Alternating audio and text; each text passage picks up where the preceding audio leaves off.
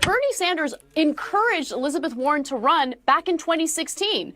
And there are multiple videos of Bernie Sanders dating back to the 1980s where he publicly spoke about how he believes a woman can win. TYT's Anna Kasparian joined CNN with Chris Cuomo and Howard Dean being the other guest on the panel to discuss the Elizabeth Warren misinformation campaign against Bernie Sanders. So they're trying to make this, CNN is, and the media at whole is trying to make this into a bigger feud than it actually is. This is really all just completely one-sided.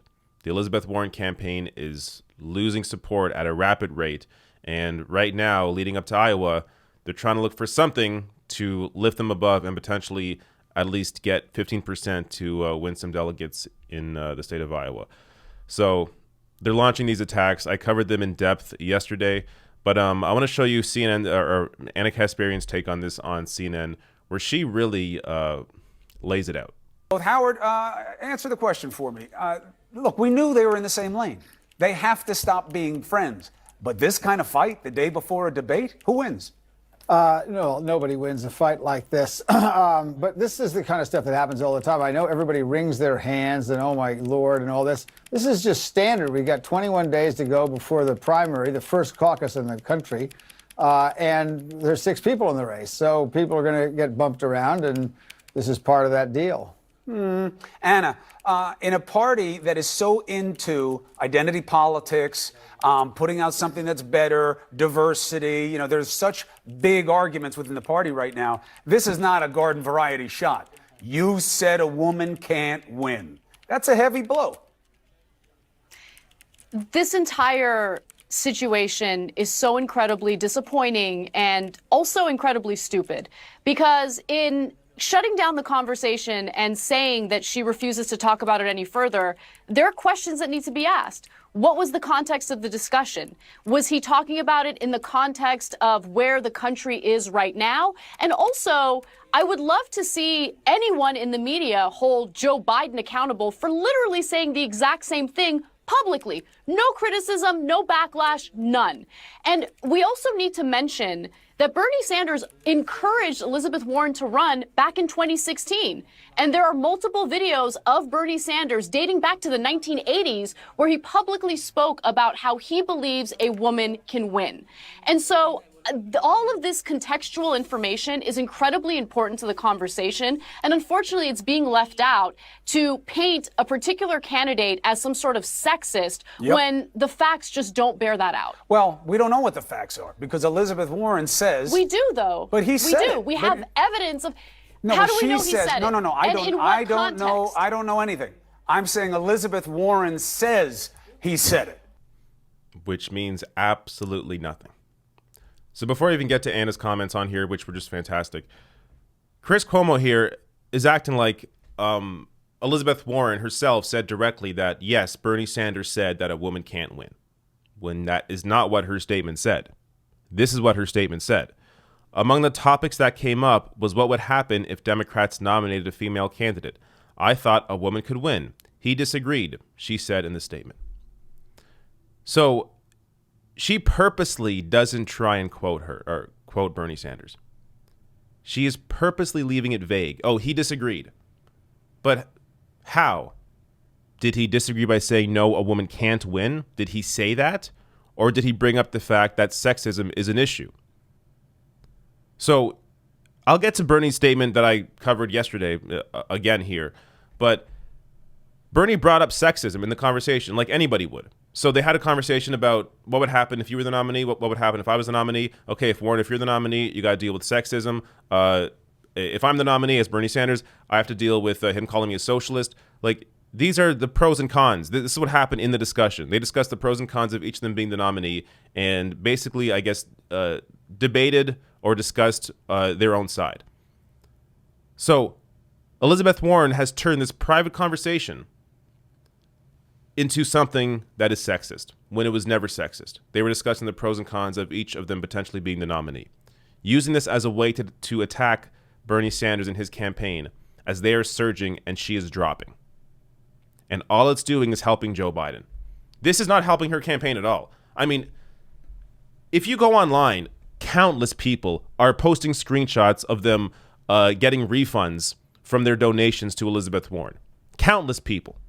So this, I would love to see the numbers on that, by the way. I'm sure it's never going to come out, but I would love to see how many people tried to get a refund or got a refund from Elizabeth Warren's campaign yesterday and today, because it's happening.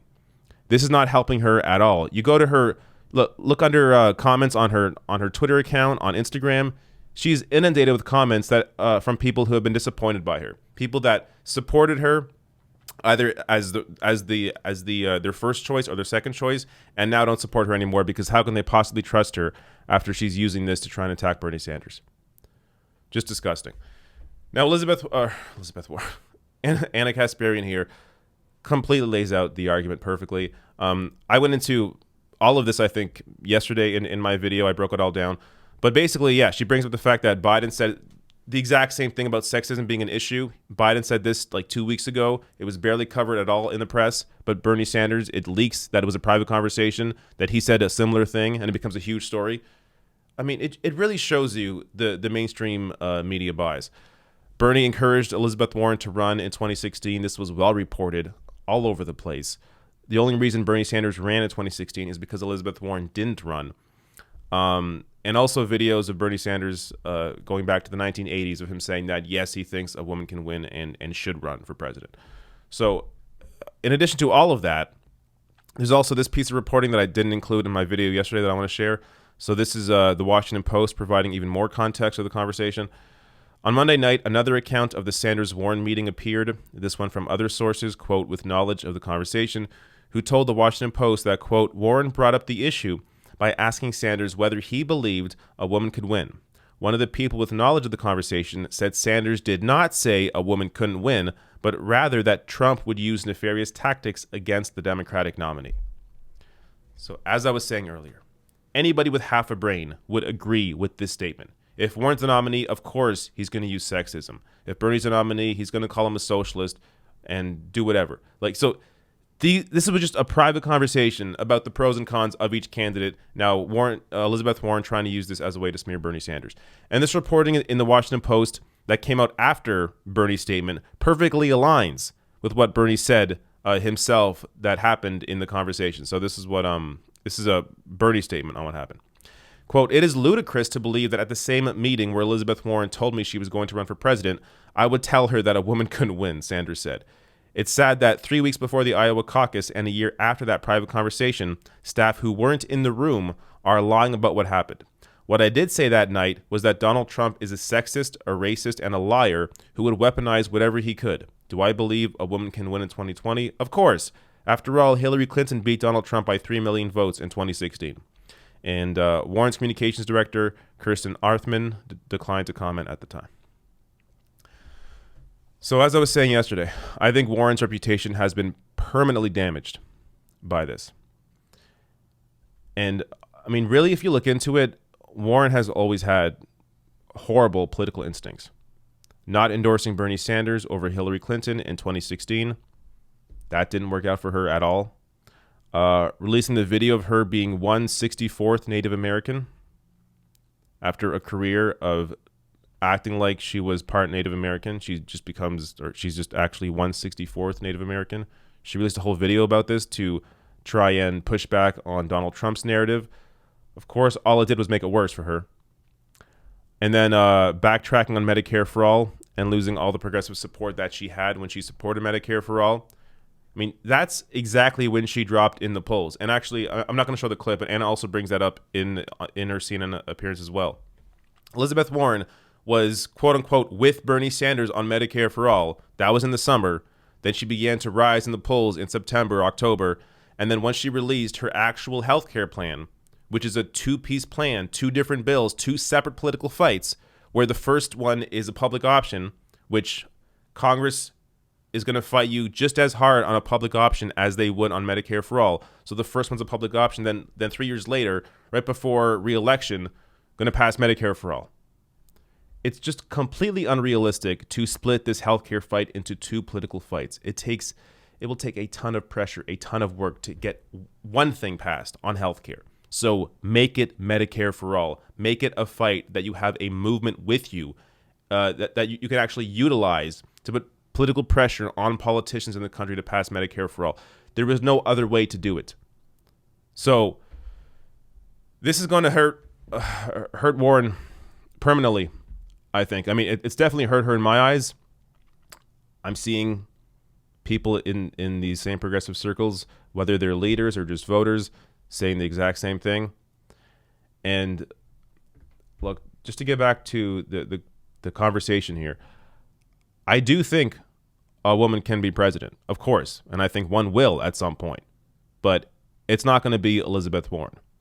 Elizabeth Warren, if she were the nominee, I think she would make the same mistakes that Hillary Clinton did and ultimately lose to Donald Trump.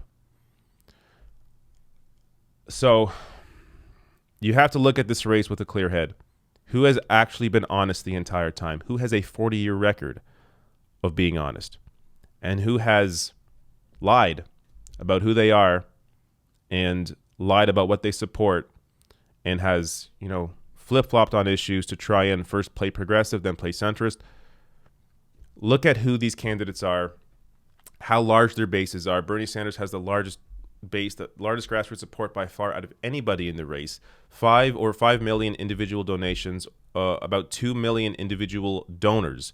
I don't believe any other candidate has even hit 1 million individual donors yet. The Bernie Sanders campaign is the movement that can beat Donald Trump. He brings out non-voters. He brings out independents. He brings out young people. That's how you beat Donald Trump, with turnout. Because the typical standard Democratic voter that came out in 2016 is going to come out again in 2020 to vote against Donald Trump. So in order to beat him, you have to reach the people that did not come out in 2016. That's the typical non-voter, the people that are disillusioned by a two-party system. That's the young voter, and that's the independent, the progressive independent.